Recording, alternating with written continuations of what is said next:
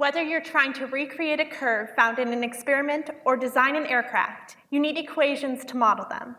Modeling curves and surfaces has been of interest to mathematicians since the 1800s and is particularly relevant today as computers have made modeling complicated surfaces more than just a pipe dream.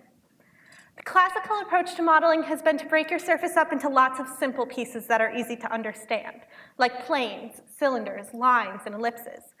But this has two major issues.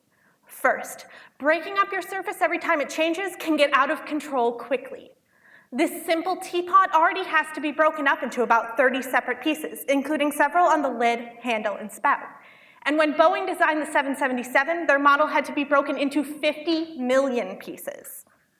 Second, in mathematics, it's unnatural to limit ourselves to 2 and 3 dimensions.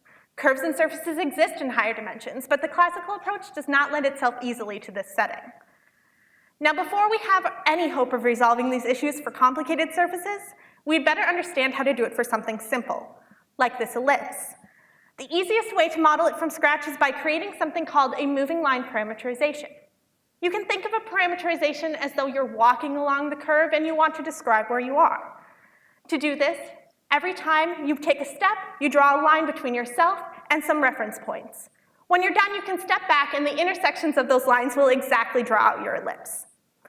Now, when you think about this, you quickly realize it cannot be the simplest way to draw an ellipse. After all, when you're in middle school, you learn one single equation for the ellipse, something called the implicit equation. And it would be much easier to use that than to calculate an infinite number of intersections of lines. But these types of equations have the exact opposite problem.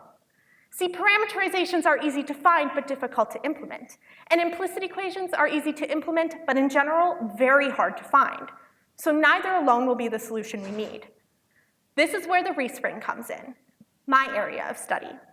Although the Rees ring was developed for a different purpose, as with many types of mathematics, there turned out to be many advantages to its study.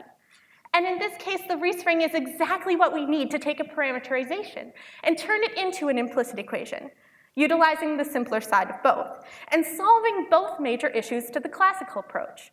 It keeps the surface as a single piece, and it works just as well in higher dimensions. Now, given that the Rees ring is so powerful, it should come as no surprise that it's a very complicated object to understand, and there's a lot that we don't know. My personal research focuses on a family of surfaces in high dimension and studies their Rees rings. This includes finding the implicit equations, along with some other properties.